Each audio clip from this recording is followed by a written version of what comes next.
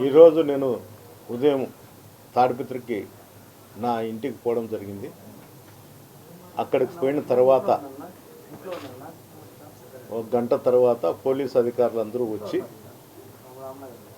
Sir మీరు contempt వేసినారు, contempt వేసిన దానివల్ల మీరు ఇక్కడ ఉండకూడదు, కోర్టు ధిక్కారం అవుతుంది, అందువల్ల మీరు ఇక్కడ నుండి పోవాలా అని నన్ను రిక్వెస్ట్ చేయడం జరిగింది. ఏది ఏమైనా కానీ నేను నా స్వగ్రామంలో నా ఇంట్లో నేనుండా, నాకు లాండ్ ఆర్డర్ ప్రాబ్లంకు ఎలాంటి సంబంధం లేదు, నేను అక్కడే ఉంటా అని కూడా గట్టిగా చెప్పడం జరిగింది. పోలీస్ అధికారులు ససేమిరా మీరు అక్కడ ఉండేకి వీలు లేదు, మీరు పోవాలనేది నా పైన ప్రెజర్ తీసుకురావడం జరిగింది. లాస్ట్ కల్లా వాళ్ళు నన్ను బలవంతంగా తీసుకొచ్చి అనంతరం చేసినారు. ఏది ఏమైనా కూడా ఈరోజు రాయలసీమలో ఏ ఊరే కానీ ప్రతి ఎక్స్ఎమ్మెల్యే కూడా పోయి వాళ్ళ పని వాళ్ళు పార్టీ కార్యక్రమాలు కానీ వాళ్ళు వ్యక్తిగత కార్యక్రమాలు కానీ చేసుకుంటారు. నా ఒక్కరి వరకు వచ్చేలకు అధికారులు కానీ అక్కడ ఉన్నటువంటి అధికార పార్టీలో ఉన్నటువంటి ఎమ్మెల్యే కానీ ఎమ్మెల్యే తండ్రి కానీ నన్ను తాడిపత్రికి పోకోకుండా నిలబెట్టడం జరుగుతుంది. మొత్తం మీద నేను చెప్పేది ఏమంటే నన్ను చూసి అంత భయపడాల్సిన అవసరం ఆయనకి ఏమొస్తుంది? అంత భయం ఎందుకు అంటే నన్ను చూసి భయపడి ఆరోగ్యం ఇంకా క్షీణించుతుందేమన్నా భయమా? లేకపోతే నేను వచ్చిన తర్వాత మళ్ళా ప్రజల్లో చైతన్యం వచ్చి రాజకీయంగా మా కార్యకర్తలు కానీ మేము కానీ మా పార్టీ ఇంకా బలపడుతుందనే ఆలోచన ఏ విధంగా ఉందో నాకు తెలియదు. పోలీస్ అధికారుల కన్నా అధికారులు చెప్తే వింటారో లేదో కానీ లోకల్ డిపార్ట్మెంటు ప్రభాకర్ రెడ్డి ఏది శాసించితే అది ఖచ్చితంగా జరుగుతుంది. ఏది ఏమైనా కూడా ఈరోజు జరిగింది, నన్ను తీసుకొచ్చినారు, ఇక్కడ పెట్టినారు. రేపు అనేది ఏదో రోజు వస్తుంది, నేను కూడా హైకోర్టుకు పోతా, దానికి ఆర్డర్స్ తీసుకుంటా, ఎస్పీ గారి దగ్గరకు వచ్చి అడిగే నేను మళ్ళా కూడా తాడిపత్రికి పోతా. అబ్బబ్బంటే 2 నెలలు పట్టచ్చు, నెల పెట్టచ్చు. ఆ రోజు నువ్వు ఏమని అధికారులతో నన్ను నిలబెట్టగలుగుతావు? నీ శక్తి అవుతుందా అప్పటికల్లా? ఈడేమో పరక్రాలు చేసేది, అక్కడ పోయి చంద్రబాబు లోకేష్ కాళ్ళు పట్టుకునేది, బయటకు వచ్చే మిసాలు గడ్డాలు తిప్పుతాండేది. నీ బతుకు ఎంత నీచమైండేదంటే అంత నీచంగా ఉంది. నువ్వేమో బయటకు వచ్చి పెద్దిరెడ్డి మాత్రం మాట్లాడతావు, లోపలేమో నీచంగా నీ ప్రవర్తన ఉంటుంది. ఎవరికి ప్రజలకు తెలియదని నువ్వు ఆలోచన చేస్తాను. అయ్యా ప్రభాకర్ రెడ్డి, నేను చెప్తాను, నువ్వు చెప్పేది మీ ప్రజలు నువ్వు ఏమన్నా చేయండి నన్ను అడ్డుకోవడానికి కానీ ఏమన్నా కానీ ఏదో ఒక రోజు మా ప్రజలు మా కార్యకర్తలు మా నాయకులు కూడా నీకు అదే రీతిలో సమాధానం చెప్పేదానికి రెడీగా ఉన్నారు. ఏమి చెప్పినా కూడా నేను తాడిపత్రికి వచ్చి తీరుతా, అక్కడ రాజకీయాలు చేస్తా.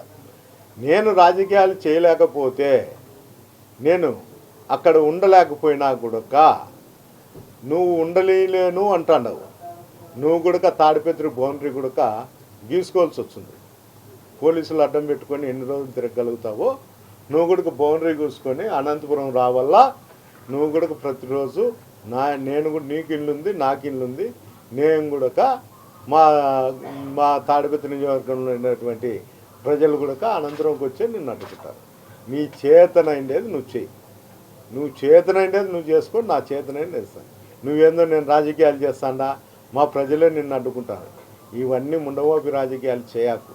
నీ చేతనైతే నేను ఏ విధంగా నేను చెప్తానో నువ్వు కూడా అడుచావు. ఇప్పుడు గాడిదర్శినట్లు అడుచావు, ఈ వీడియో పోతానే. నీ నేచర్ అది. నేను భయపడేవాని కాదు. నీ శక్తి ఎంత నాకు తెలుసు, నా శక్తి కూడా నీకు తెలుసు. నేను ఎంత దూరమైన రాజకీయాల కోసం ఎంత దూరమైన పోతా, ఏమైనా కానీ నీతో పోరాటం చేసేదానికి నేను సిద్ధంగా ఉంటాను. ఇప్పుడు అతను వైఎస్ఆర్సీపీ నాయకులవి కార్యకర్తలవి మాత్రమే కొలుస్తున్నారు, ఇబ్బంది పెడతాడు. కానీ నా ఇల్లు కూడా కొలిచినాడు. నా డాక్యుమెంట్ ప్రకారం కొలిచామంటే అతను కొలచడంలే. వాళ్ళు అది మున్సిపల్ లేఅవుట్, మున్సిపాలిటీ లేఅవుట్ ప్రకారం కొలుస్తున్నామని చెప్తారు. 1/16 డాక్యుమెంటు మీ దగ్గరే లేదు. 1/16 డాక్యుమెంటు మీ దగ్గరే లేదు. 16 ఉండే డాక్యుమెంటును తీసుకొచ్చి నా ఇంట్లోకి వేసి నాకు పక్కకు జరగల్లా అని చెప్తాడు.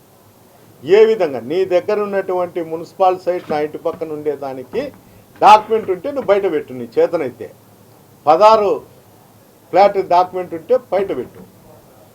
గాడిది మాదిరి అరిచేది, నువ్వు అరస అంటే ప్రజలు నమ్ముతారనేది, ఇవన్నీ కళ్ళబుల్లి కథలు. నీ చేతనైతే నువ్వు రికార్డు బయట పెట్టి మాట్లాడు. మీ అధికారులను బెదిరించి ఏదో ఒకటి చేయాలనేది మటుకు మానుకో. ఇట్లా నీ బెదిరింపులకు ఇంకోదానికి నేను భయపడే ప్రసక్తే లేదు. కోర్టు పోతా, కోర్టులో ఏది వచ్చినా కూడా దానికి నేను శిక్షిస్తాను. స్థలాన్ని ఆక్రమించిన పరిస్థితి లేదా? నేను ఎవ్వరి స్థలం కూడా నేను ఆక్రమించలేదు. నేను కొనిండేది 83లో వాళ్ళు కొన్నారు. నాకు అమ్మిన డాక్యుమెంట్ అతను చనిపోయినాక అతని కొడుకు వచ్చింది, అతని కొడుకు నుండి నాకు వచ్చింది. అతను కావాలంటే ఆ డాక్యుమెంట్ ప్రకారం ఎప్పుడైనా ఎక్కడైనా కొలత వేసుకుందాం. కానీ అధికారులను బెదిరించి ఇట్లా నీకు సిగ్గు లేదా? మీ కమిషనర్ రాలే అడిగి కొలిచేకి, కింద అధికారులను పంపించినారు. ఏంటికి రాలే? కమిషనర్కు అక్కడ ఉండేటువంటి తెలుసు కాబట్టి పరిస్థితులు. నువ్వు టీపీఎస్ ఎవరో రాజమండ్రి నుండి నెల వచ్చింది ఆయమని బలి చేస్తాను. ఎవరిని బలి చేసినా ఏం చేసినా అది నిజమే అనుకో. సర్వేలో నీ ఇష్టం, నువ్వు నీ విజ్ఞతకి వదిలేసినా నువ్వు చేసిండేదే అది నిజం అనుకో. నేను కోర్టుకు పోయి చట్టపరంగా నేను